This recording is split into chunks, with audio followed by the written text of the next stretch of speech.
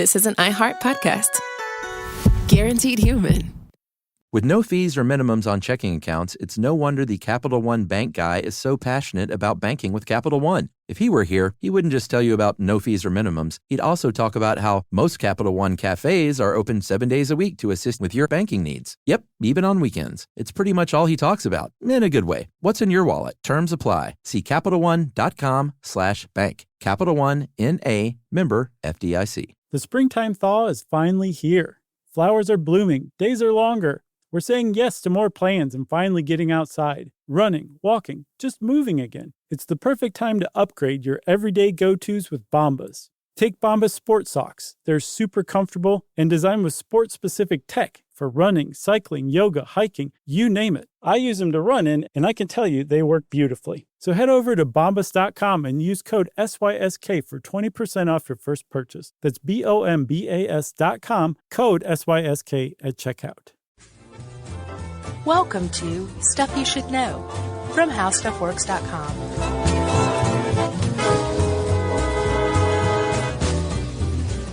Hey, and welcome to the podcast. I'm Josh Clark. There's Charles W. Chuck Bryant, and this is Stuff You Should Know. Yeah. You want to give just a general COA out of the gate? Yes, this is a hot button issue, guns, right now in this country, in the United States. It's a very tough topic, and we are here to talk about, do guns change your behavior, and studies that they've done on that. We are not advocating for guns or advocating for gun control. We are just presenting evidence that some people have presented. Yeah. How's that? Well, we should say also that I think some, especially people who are pro-gun,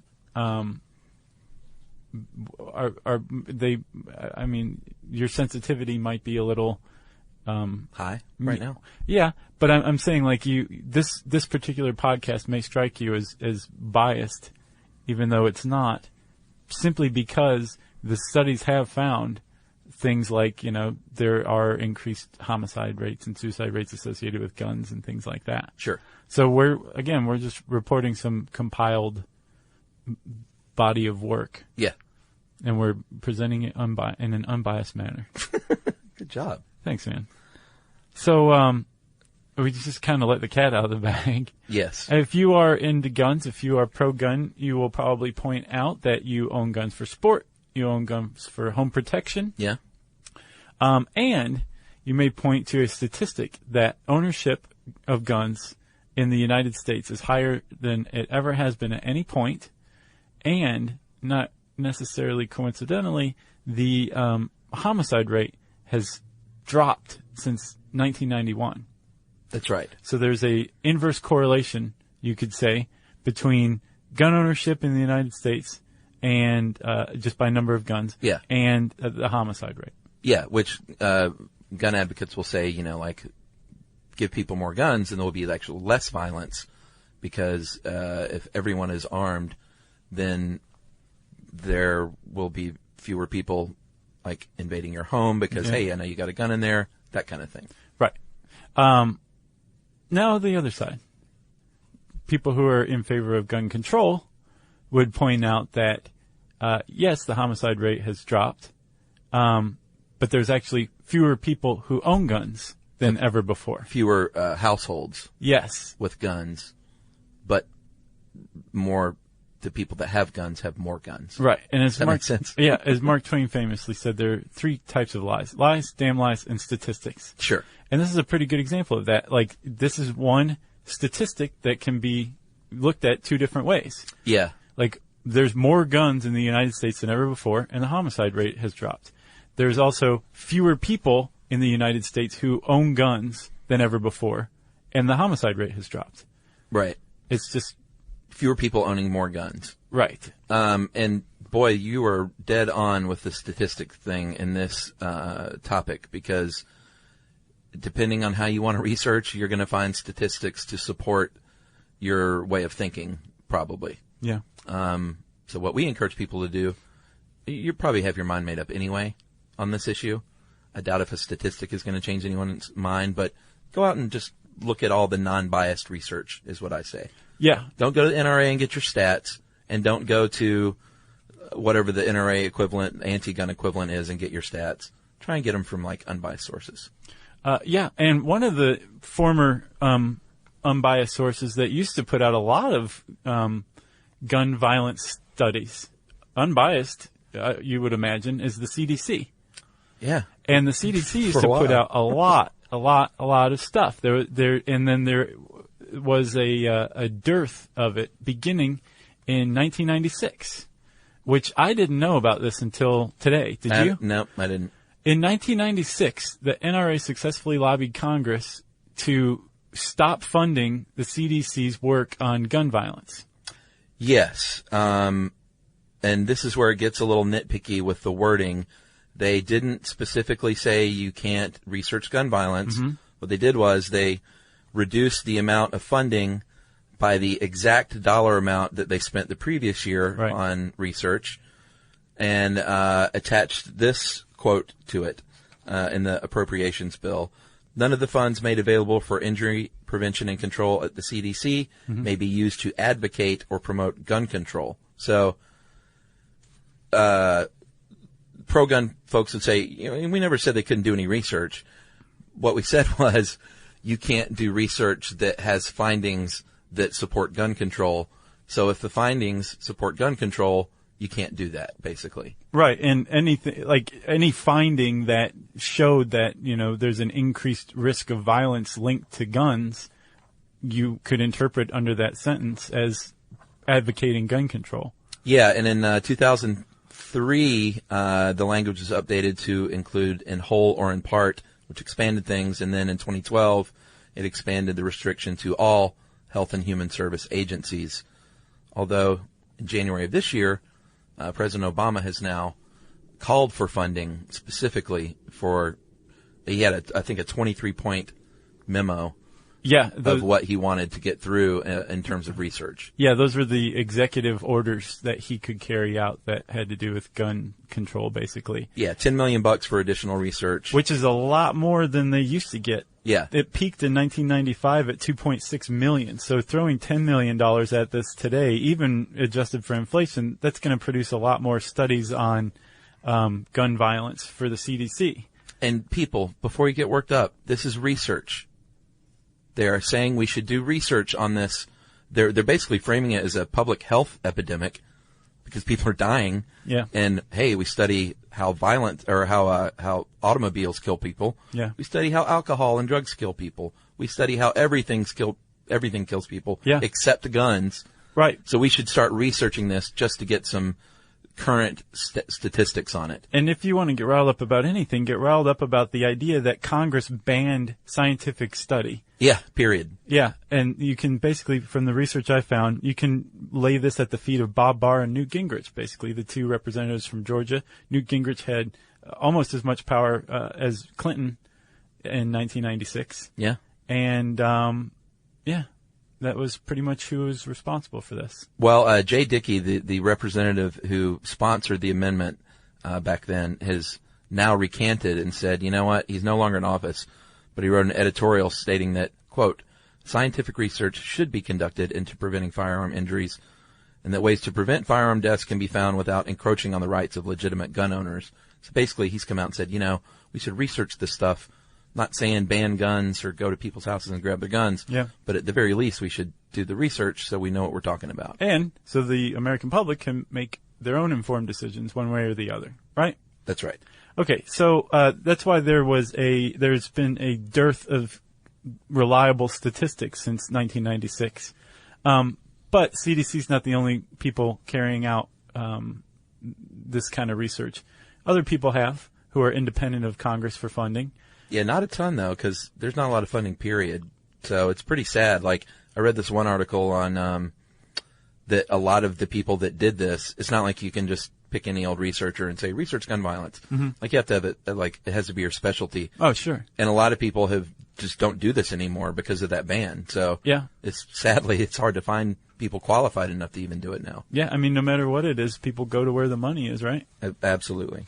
So the stuff that we do have, though, the studies we do have, reliable studies that we do have, pretty much across the board point to an increased risk of death if a gun's present.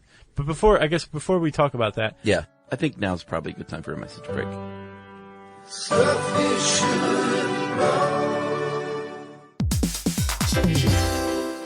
You know, it's hard to believe that the first phone call ever happened over 150 years ago. Just think about that, Chuck. Yeah, it was a long time ago. And I'm Gen X, so I grew up talking on the phone with my friends in high school and stuff, and it was a really fond memory. And over all these years and all these phone calls, AT&T has been there, connecting people in meaningful ways. And this is more than a story of technological innovation. It's a story of human connection. That's right. Over that 150 years, there's been a lot of connection with people, whether it was me in high school or family connecting with one another long distance or those long distance relationships. And AT&T has been there for it all. Connecting changes everything. AT&T.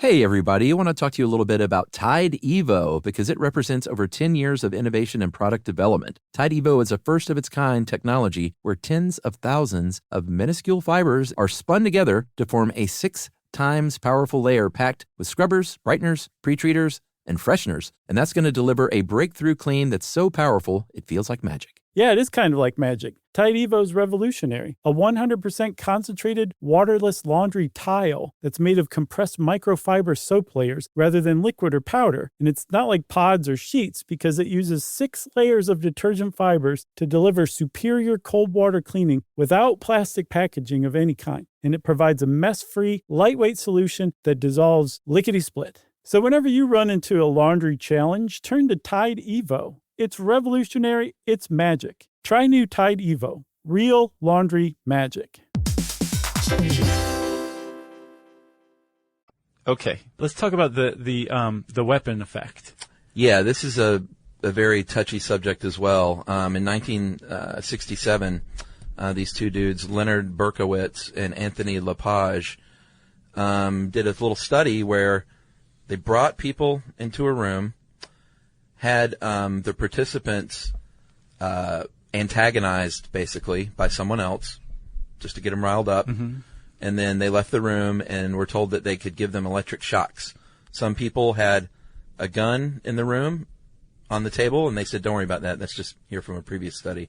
Some people had badminton rackets, and they said, don't worry about that from a previous study. Mm-hmm. And they found that just the presence of guns in the room caused people to shock more and harder at a higher voltage. Wow.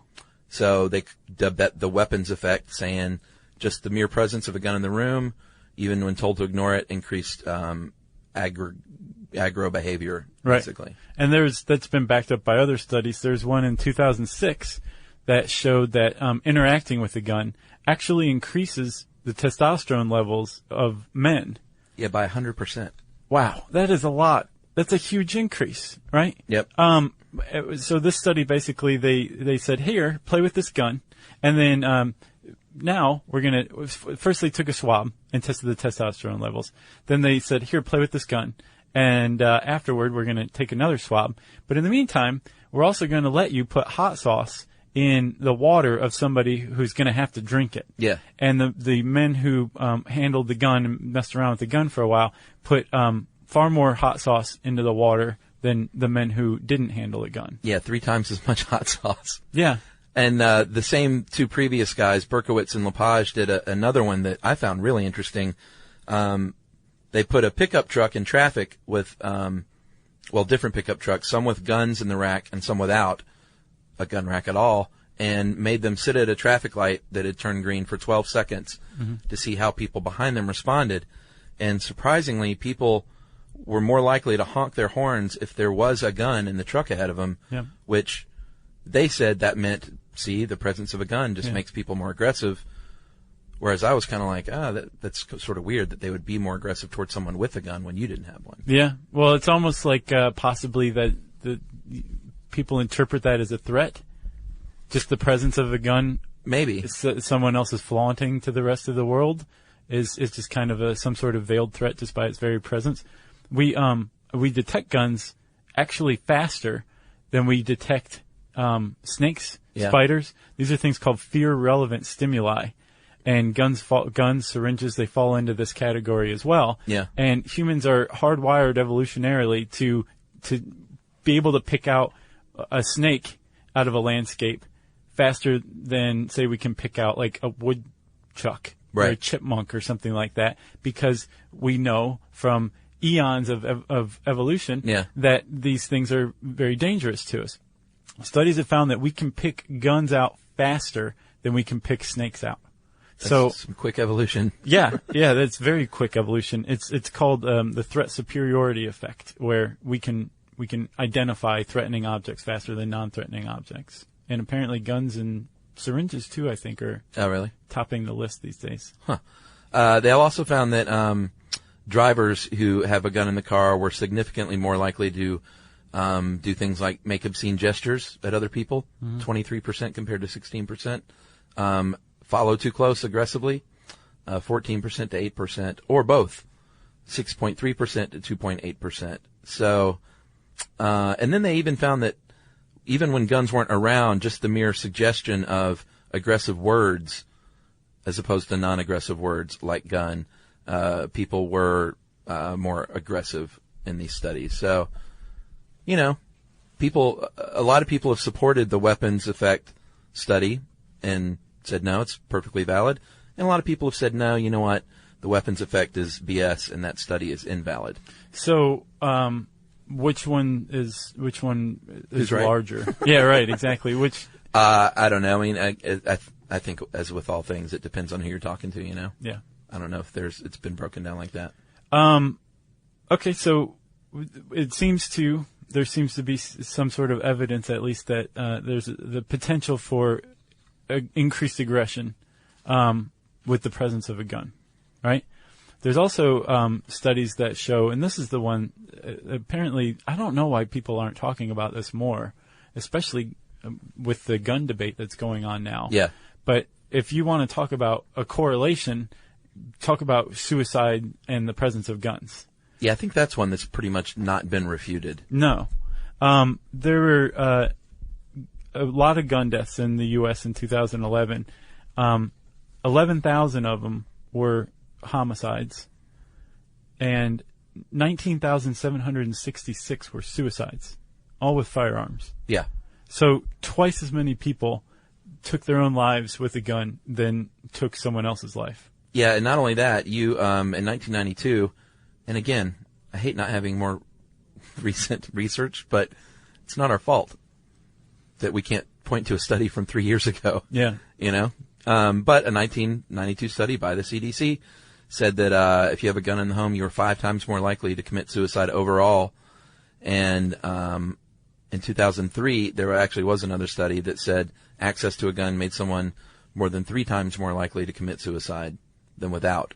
And 80 to 90% of people who shoot themselves succeed in dying, which... Well, that's why they think that the correlation is so strong. So that's for people who really want to end it, not the cry for help. Yeah, but... You're probably not going to shoot yourself in the head if it's a cry for help. Right, but what the people who are saying this is legitimate research are pointing to is that that suicide is frequently an impulsive act. Right. And when you're in the midst of a crisis and you decide to end it. Yeah. If you try hanging or pills or carbon monoxide or whatever, right, you are less likely to be successful than you are with a firearm. Right. And so the presence of a firearm in the house during that time of crisis increases your likelihood of committing suicide by a firearm. Oh, okay. Yeah. Gotcha. But also, Chuck, there's another study that found that people who own a handgun and commit suicide are far more likely to use the handgun than another type of method. Oh, right. Even though that's available to them as well. Right, right. Well, I guess, like I said, that's people that probably really want to end it all. Yeah. Interestingly, the Israeli Defense Force found that their suicide rate dropped 40% among its soldiers just by saying you can't take your weapons home this weekend. So they banned them from taking their weapons home over the weekend. Suicide rate dropped by 40%. Yeah. Regardless where you stand on this issue, it has pretty much been proven that guns and suicide, there is a direct correlation going on there. Yeah. Okay. Homicide? Shall we move on? Yes, let's move on. So there's a 1992 study that found that family disputes that turned violent were 3 times more likely to result in death if a gun was present in the house. And there was another study by the CDC that found that homicides are about 3 times more likely for family members in a house where there's a gun. So 2 studies have found virtually the same thing. The presence of a gun, at least in the 90s, the swinging 90s, right? Having a gun in the house meant that each of the family members was 3 times more likely, apparently, to die by a homicide. Right. And that is the domestic dispute that gets out of hand. If a gun is around, then your chances are higher that it's going to be end in murder. Well, one said a family dispute that turns violent you're 3 times more likely to result in death. The other one, the CDC one, I think was just plainly saying, just having a gun in the house, you're 3 times more likely to die. Gotcha. By homicide. Right. Okay. I guess it's fair to point out, though, that most murders don't happen at your home. Unless... Yeah, you're a woman. A child or elderly. So basically, if you're a average age man, you're less likely to be murdered in your house. Everybody else is more likely. Right. So, but if you were killed in your home, the vast majority are people who knew the perpetrator. Like, basically, the cases of someone breaking into your house who you do not know and ending in death are much lower than here it is right here. 30%, fewer than 30% of burglaries in the U.S. occur when someone's at home, period. Mm-hmm. And the 7% where violence does occur, it's more likely to be someone you know.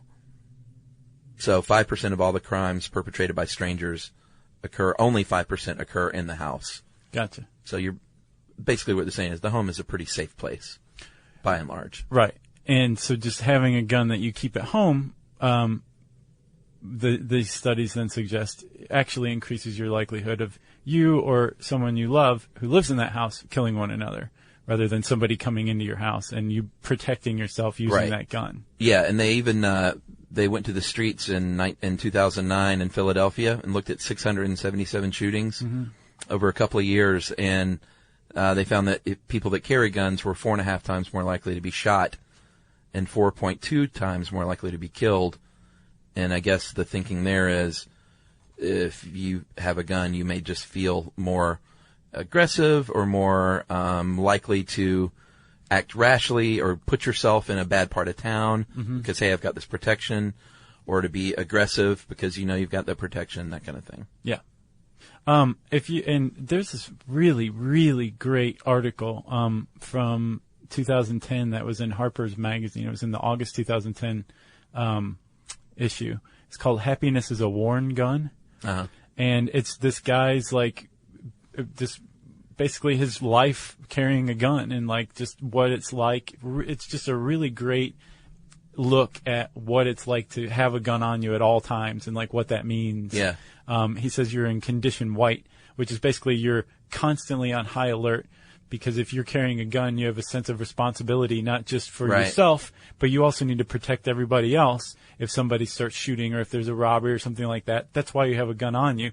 So you feel a sense of stewardship of just other people, strangers in public. Well, sort of like you're the police all of a sudden. Yeah. And so you live in this thing, this state called condition white, where your threat response is constantly on at some level. Which gun control advocates, I'm sure, are all about condition white. Right. They're like, yeah, that's exactly what we're looking for, is people to be alert and armed. Yeah. This guy, I believe, came to the conclusion that he was tired of living in condition white. It was just too exhausting. Yeah. And I think he stopped carrying, maybe. I don't remember how it ends. But it's a really great article. I would recommend anybody on either side of the issue to read that. Happiness is a Worn Gun in Harper's. I saw a dude in the grocery store the other day with a piece on his hip, checking out in front of me, buying a 6-pack of beer. Yeah. And it definitely, I don't care who you are, when someone walks in the room with a gun on their hip these days, it changes the mood. I'm not saying it makes things bad or good. I'm just saying it changes things. I think it probably always has. Yeah. It's a weird thing. I mean, I definitely see where people get divided on the issue, because here in Atlanta, There's a lot of crime. You hear about a story where some dude went to carjack some guy, and the dude had a gun in his car and shot the guy, and now that guy's behind bars. I can see how people would be like, good, he stopped a criminal, like a cop would have. Whereas, cops generally investigate already happened crimes. Rarely does a cop, thwart a crime in progress. It's just right place, right time. It's so, random how that works out. Whereas if the citizens had the guns, they could do that themselves. So I can see how people get all up in arms and say, there's a case of a person that defended themselves successfully, and then the other person might say, yeah, but what about that guy whose son accidentally shoots himself in the house when the gun's out? Two separate 4-year-olds yesterday accidentally killed 2 different people in 2 different states. Really? Yeah, the wife of a sheriff's deputy was killed by a 4-year-old at her house. Yeah, with every story, or no matter how you feel about it, you can cherry pick a story to fit your beliefs. It's pretty, the issue is very, very far from clear cut, and it's just very hard to not see both sides. I agree with you. There's a guy named David Hemingway that wrote an article called Risks and Benefits of a Gun in the Home for the American Journal of Lifestyle Medicine in 2011. And this is a sort of a newer thing where they're starting to frame it, like I said, as a health issue. When people are dying, you should look at it as a health issue.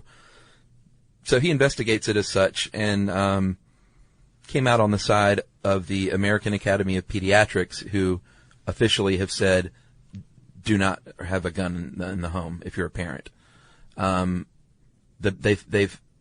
result of this study, at least from Hemingway, says the evidence is overwhelming that a gun in the house is more of a risk factor for completed suicide and general violence than the benefit side. There are fewer studies that come out saying it's a benefit to have in the home.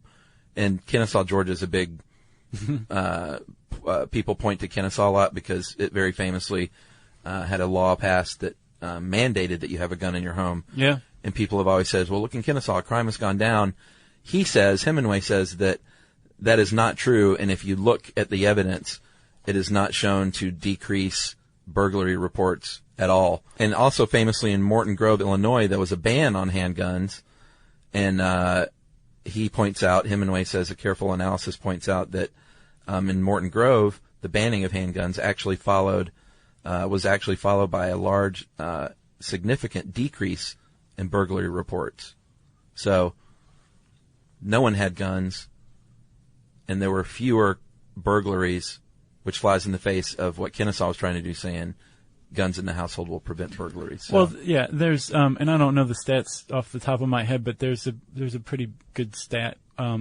England has very, very strict gun control and very low homicide rates from guns. And I think a lot of people also point out, okay, well, if you don't have guns, you're still going to have knives, and people are still going to kill each other. But I think that if you are a gun control advocate, you would point out that it's kind of like the completed suicide thing. Right. People are still going to try to kill themselves, but they might not be successful. And afterward, they might be glad that they weren't successful because their situation might improve. If you go to kill somebody in a fit of rage and you have a gun, you're more likely to be successful than, say, with a knife or a baseball bat or something like that. Right. And therefore, not being able to complete this homicide, this situation may improve for both people. Yeah. Especially the one who's not killed. That's true. All right. Well, that's guns. I hope you guys made it through this one. Yeah, I think we should do one on the NRA just to learn a little bit more about that organization and round this thing out. Sure. Okay, we'll look for that one in the future, I guess, huh? Yeah.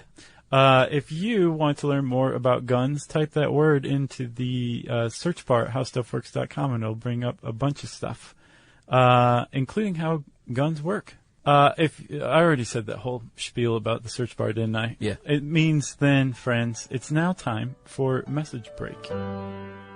Stuff you should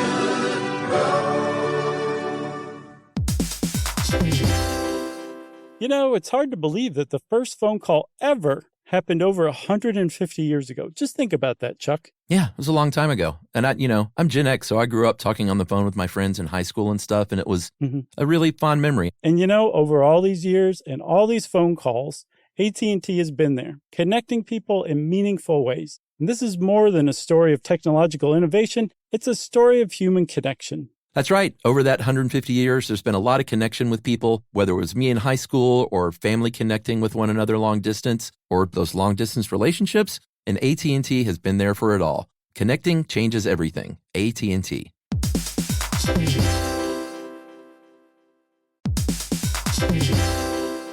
Hey, everybody. I want to talk to you a little bit about Tide Evo because it represents over 10 years of innovation and product development. Tide Evo is a first-of-its-kind technology where tens of thousands of minuscule fibers are spun together to form a 6 times powerful layer packed with scrubbers, brighteners, pre-treaters, and fresheners. And that's going to deliver a breakthrough clean that's so powerful, it feels like magic. Yeah, it is kind of like magic. Tide Evo is revolutionary. A 100% concentrated, waterless laundry tile that's made of compressed microfiber soap layers rather than liquid or powder. And it's not like pods or sheets because it uses 6 layers of detergent fibers to deliver superior cold water cleaning without plastic packaging of any kind. And it provides a mess-free, lightweight solution that dissolves lickety-split. So whenever you run into a laundry challenge, turn to Tide Evo. It's revolutionary. It's magic. Try new Tide Evo. Real laundry magic.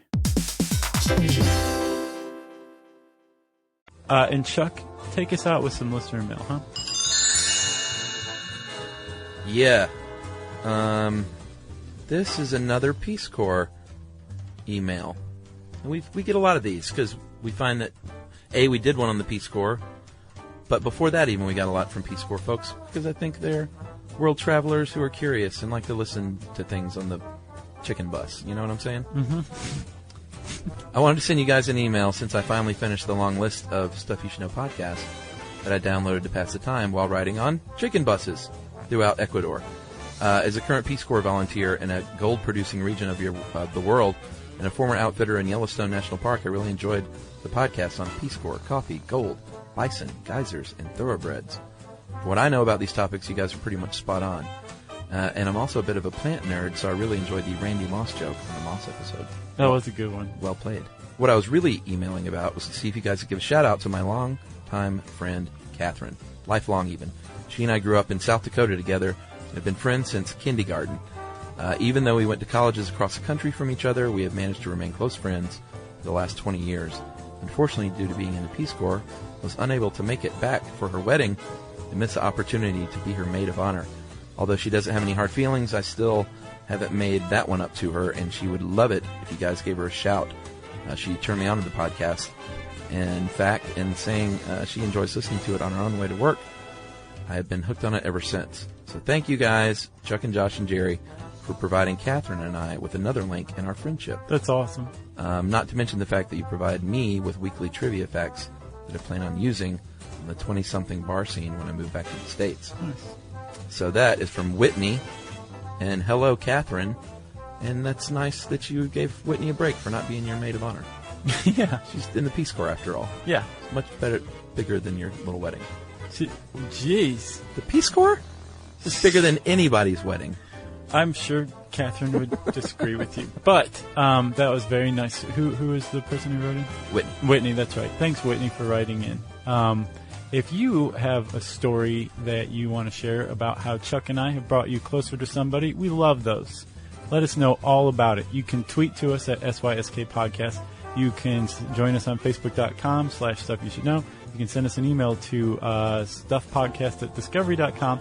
You can join us at our home on the web. That is www.stuffyoushouldknow.com.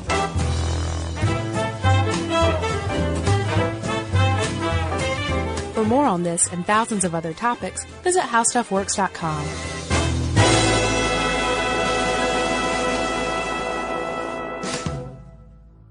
Like a good neighbor, State Farm is there, with 18,000 agents across the country who are ready to help you 24/7, 365. That's getting to a better state. Stuff at Sea is a 5-night, adults-only sailing trip that brings the Stuff Podcast universe to life on board. This voyage is a culture-soaked escape where pink sand paradise meets curious minds. Sailing round trip from New York City to Bermuda on October 2nd to 7th, 2026, this voyage drops you straight into the iHeart Podcast Stuff universe. On top of the adults-only experience you already love, you'll get live podcast episode recordings, behind-the-scenes sessions, themed activations, and more unmissable onboard moments. Learn more at virginvoyages.com/stuff. Everyone knows winter is the real mess maker. You don't need WeatherTech floor liners for summer unless you hit the beach and half the beach ends up back in your car, or the campsite dirt ends up in your trunk. Then you'd want a cargo liner, or a road trip goes sideways, lemonade spills, ketchup goes rogue, ice cream drips. Yeah, you'd be pretty happy about those WeatherTech seat protectors. So just to be clear, as the mud you're inevitably going to step in this summer, you don't need WeatherTech unless you plan on doing summer. Visit WeatherTech.com today. This is an iHeart podcast. Guaranteed human.